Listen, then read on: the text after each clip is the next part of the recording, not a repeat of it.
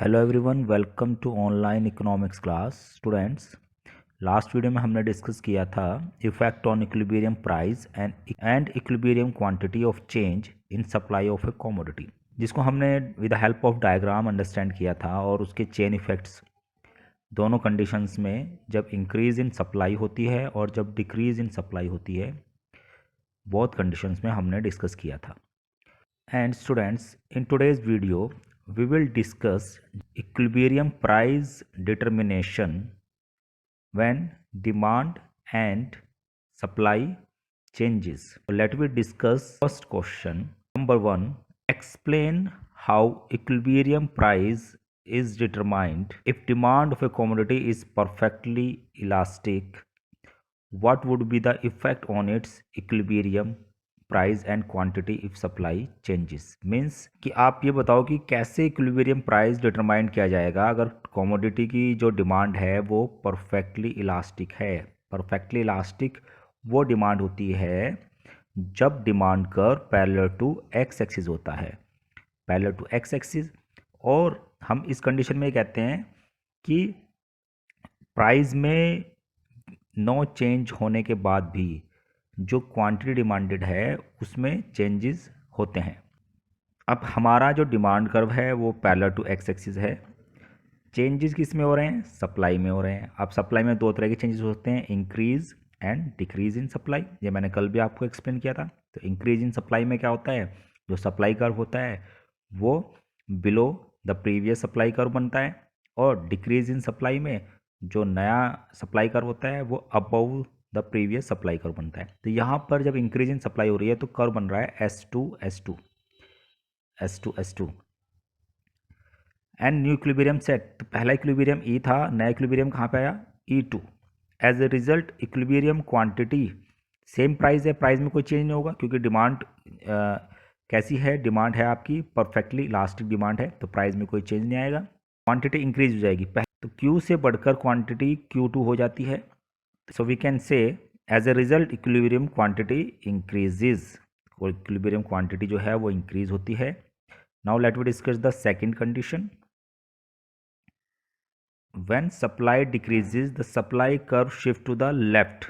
Supply curve ऊपर की तरफ शिफ्ट हो जाएगा। इस कंडीशन में क्या होगा कि प्राइस तो सेम रहेगा लेकिन जो क्वांटिटी होगी सप्लाई की वो डिक्रीज हो जाएगी। Q से कहाँ पे चले जाएगी? Q1 पर। तो हम कह सकते हैं कि equilibrium price remain same at OP. Equilibrium price तो सेम रहेंगे ओपी पर, क्योंकि वो सेम रहने का रीज़न क्या है? परफेक्टली इलास्टिक डिमांड है। Without change in price quantity में इंक्रीज और डिक्रीज हो सकता है। वही हमने पढ़ा, इंक्रीज इन सप्लाई में क्वांटिटी इंक्रीज हो जाएगी और डिक्रीज इन सप्लाई में क्वांटिटी डिक्रीज हो जाएगी। Now let we discuss the another situation. अब हम कहते हैं कि भाई जो डिमांड कर्व है वो परफेक्टली इनइलास्टिक है। परफेक्टली इनइलास्टिक, बाकी सारी कंडीशन वही है, वही क्वेश्चन बनता है। Explain how equilibrium price is determined if demand of a commodity is perfectly inelastic. तो what would be the effect on its equilibrium price. Demand curve जो है अब पैरेलल बनेगा, पैरेलल टू वाई एक्सिस के parallel बनेगा क्योंकि inelastic demand है। Demand of a commodity में कोई चेंज नहीं आता है, क्यू है तो क्यू ही रहेगी, ओ क्यू रहेगी। In this case, demand curve is vertical straight line parallel to the y-axis. In such a case, equilibrium will take place where supply curve intersect demand curve. अब ये supply curve बना, supply curve ने intersect किया E point पर, so E point is equilibrium point. अब यहाँ पर जो सप्लाई में चेंज आएगा, शिफ्ट इन सप्लाई, वो भी दो हैं, increase in supply and decrease in supply. तो S2 जो कर्व है it is showing the increase in supply. तो जब इंक्रीज इन सप्लाई होगा तो क्वांटिटी, क्योंकि इनइलास्टिक डिमांड है तो क्वांटिटी में कोई चेंज नहीं होगा, लेकिन सप्लाई इंक्रीज होने से प्राइजेज डिक्रीज हो जाएंगे। सप्लाई इंक्रीज होने से प्राइजेज डिक्रीज हो जाएंगे। पी से कहाँ पर आ जाएंगे? P2 पर। और नंबर 2, जब इंक्रीज इन सप्लाई होगी, सप्लाई जब इंक्रीज हो जाएगी उस कंडीशन में क्वांटिटी तो उतनी रहेगी डिमांडेड क्वांटिटी, लेकिन प्राइजेज इंक्रीज हो जाएंगे। सॉरी नंबर 2 कंडीशन, जब सप्लाई डिक्रीज होती है तो जो नया सप्लाई कर्व बनता है डैट इज S1 और सप्लाई कर्व कहाँ बनता है, it is become on the above, previous जो सप्लाई कर्व है उससे ऊपर की तरफ बनता है।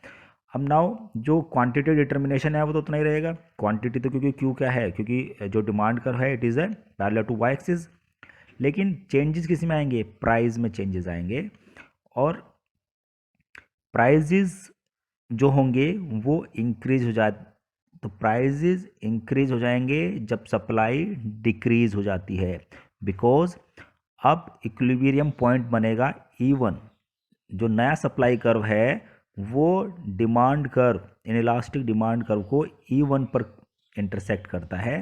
तो E1 को जब हम वाई एक्सिस से मिलाते हैं तो हमारे पास पॉइंट आता है P1।